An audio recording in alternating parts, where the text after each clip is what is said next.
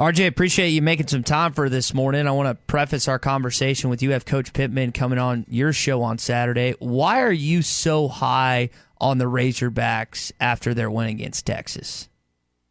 It's not just that they beat Texas. It's how they beat Texas. Running up over 300 yards, getting really great play out of special teams. I know there was a muff punt, but you got a kicker comes in there, and he's making field goals. I don't care if he's dinking them off the upright. They're going through. And then to have run Hudson Card out the game, and then to have more or less put the clamps on what many people believe is one of the three best running backs in the country. You got an offense, you got a defense, you got a quarterback that'll go level a linebacker in the middle of the field.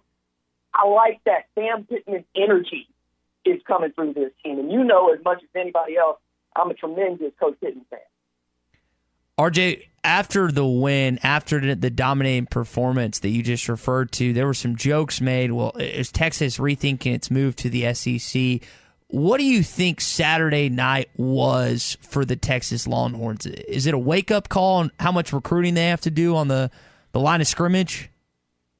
I don't think so. I think that it's Steve Sarkisian being in year one, and I was critical of the decision to start Clifton Carter. I thought Case Thompson was the better quarterback. Having seen him play in the Alamo Bowl, I mean, you can't do much better than what he did, 4 touchdowns and 8 passes. I thought that he was the guy, he's the older guy, he's been there, and I thought Hudson had a lot to learn from him, and they're going to make that switch. But I think for me, let's make it old school. No, hey, this ain't the SEC to you. This is the Southwest Conference to you. This is the SWC over here, boy. This is what we're going to do when you come to our conference, because I posited, Ty, and you very much know this, that the Arkansas would have a lot more fun in the Big 12, meaning they win the championship. You look at that SEC West division up and down it, 5 of the 7 teams are ranked. It ain't easy. It's the toughest division in all of football. And for Arkansas to be what we think is probably at the time to start the season, the 3rd or 4th best team in that division, to go and put a whooping on Texas, who expects to contend for the Big 12 championship, you're seeing what I mean there. So I don't know that it speaks that badly about Texas. I think it speaks that greatly about Arkansas, and I reflected that in my rankings on the number 1 ranked show. So you kind of touched on it there, RJ. What do you expect out of Texas the rest of the way? Because we're trying to put a value on this win. Did Arkansas beat an average Texas team, a good Texas team? Where do you expect Texas to end up when it's all said and done a couple of months from now? It's a very good question, and I like to see who they play and how they play them. Like, I had Texas at number 6 going into that game, and Arkansas showed me exactly what that means. The Associated Press had him at number 15. I think it's the right win, fellas. And I think, you don't look a gift horse in the mouth on that. And I'm not so concerned about what Texas does. I think they got a shot to go and get Oklahoma, because that particular game is always up in the air. OU Texas gives us the willies over here for good reason. But I also think that Iowa State shows that they can be beat and how they can be beat. If you play good defense against them, if you force them to make mistakes, they could win 9 games this year. They could run the rest of the way. They could turn into garbage. But I think that does not take away from the win that Arkansas got on Saturday. All right, Georgia Southern this week, but let's be honest. We got you here to talk about the games of consequence that are coming up, and that's Texas A&M and Georgia. Haynes King out, but let's talk about line of scrimmage play. We know these are going to be 2 physical teams, 2 great defenses, in fact. How will Arkansas's young quarterback with K.J. Jefferson and this offensive line that has veterans up front fare against 2 of the better, not the best, but 2 of the better defenses in the SEC over the first 2 SEC games? All right, let me just say, let's give Georgia Southern their due, right? They're going to show up. They're going to play a little football. I understand. All right, we check that box. Now let's move on to the other games. But you get to Texas A&M next week, right? Right. And it'd be 3-0, I believe, for the first time since 2016. Did I have that right, fellas? For Arkansas? So.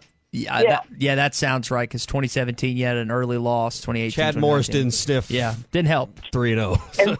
Well, I think you go to 4-0 with a win against A&M for the first time since 2003. And then you get that. I know how much folks in Arkansas want to beat A&M, having lost, I believe it's the last 9. And I think it's not necessarily for me about the line of scrimmage. It's about the quarterback play. Like, that's what we're learning this year, is the quarterback play ain't been very good anywhere. And y'all got one that I could actually trust. And Calzada had the late comeback win, but it was against a Colorado team I thought Texas A&M should beat with a backup quarterback by 4 touchdowns. And they were getting ran around by a quarterback that I don't think is as talented or as mature as KJ Jefferson. And I believe that if you're going to have to figure out how to stop the 6'3", 255-pound dude that also throws passes, then you're going to open the game up in a way that I believe Kendall Brown can take advantage of with that veer and shoot, use some tempo to go at him. But I think that you, as Arkansas fans, should be very excited to see Barry Odom against that defense, because I think they could have played head up against them with Haynes King quarterback.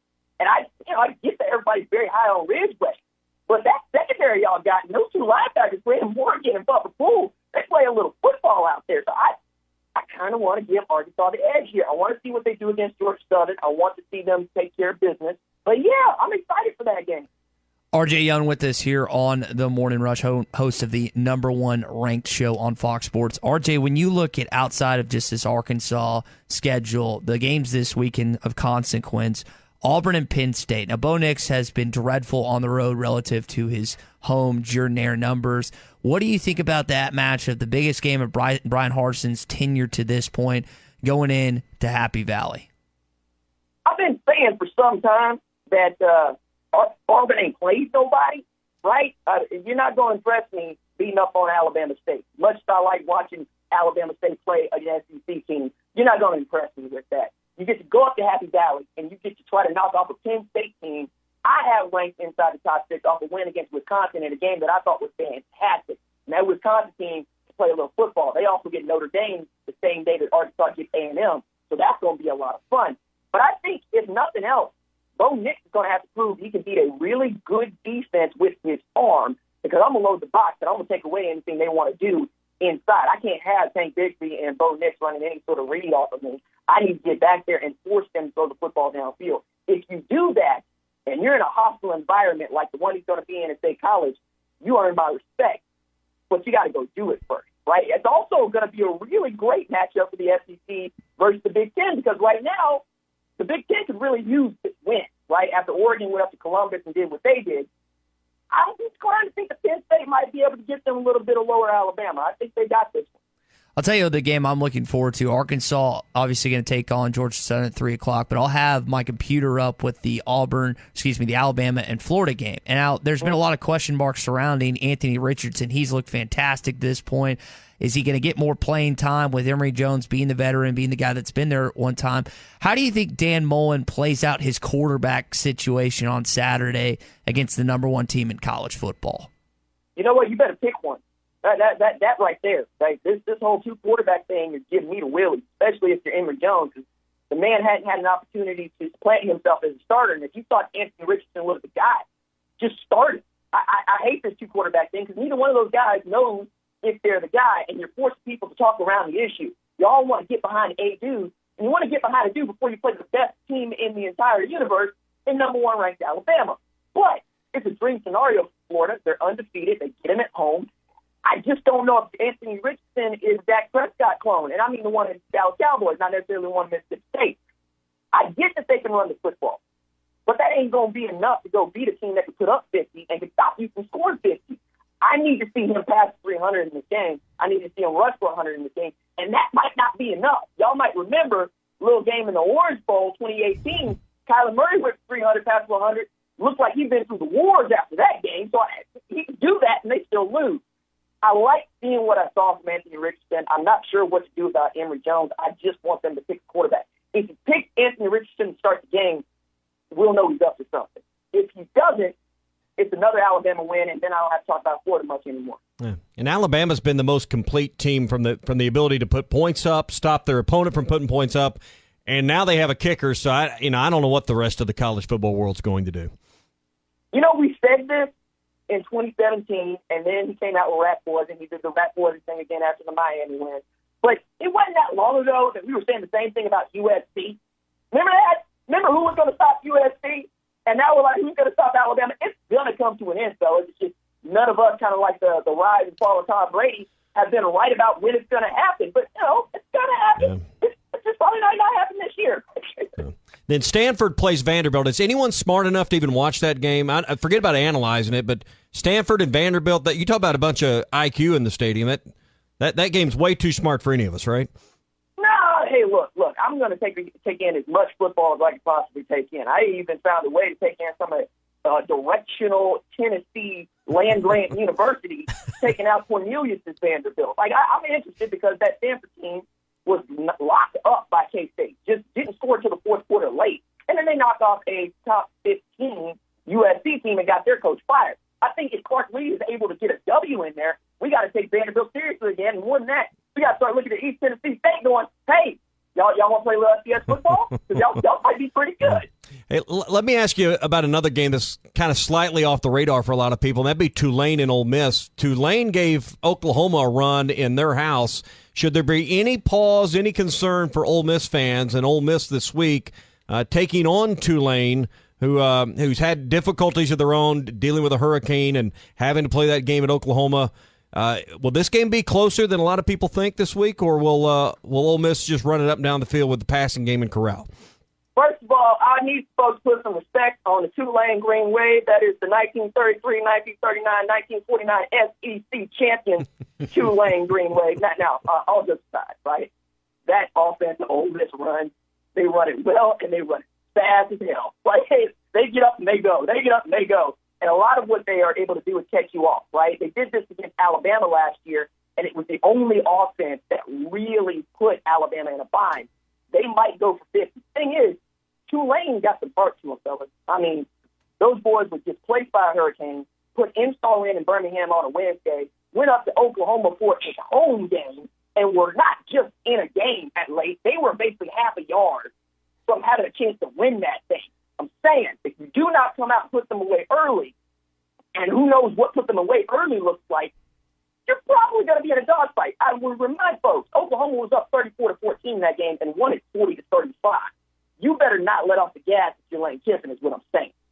RJ, we really appreciate the conversation. Enjoy your conversation with Coach Pittman, and hopefully we'll all be happy campers, not just after this weekend, but the A&M weekend as well. Ty, you are my brother from another. I love you so much. I wish you so much success, and I hope that the Hogs do something wild for you in the next couple of weeks. Hopefully they live up to your Tier 3 ranking. That's pretty high. And I double-checked your numbers real quick. You're right, 3-0 the last time was 16, 13 before that. Haven't been 4-0 since 03, but you got to remember they played Alabama. Like, they played 3 cupcakes, and then they'd play Alabama, a lot of years. So Alabama's always the start of conference play. So 4-0, the last time it's happened was 03. Great stat, RJ. Yeah. Great tidbit this look, morning. I might know a little bit of something about this college football thing, guys. That makes me feel good. No question about it. All right, buddy. Have a great morning. Have a great week, and I'll catch up with you soon, okay? All right, fellas. Bye.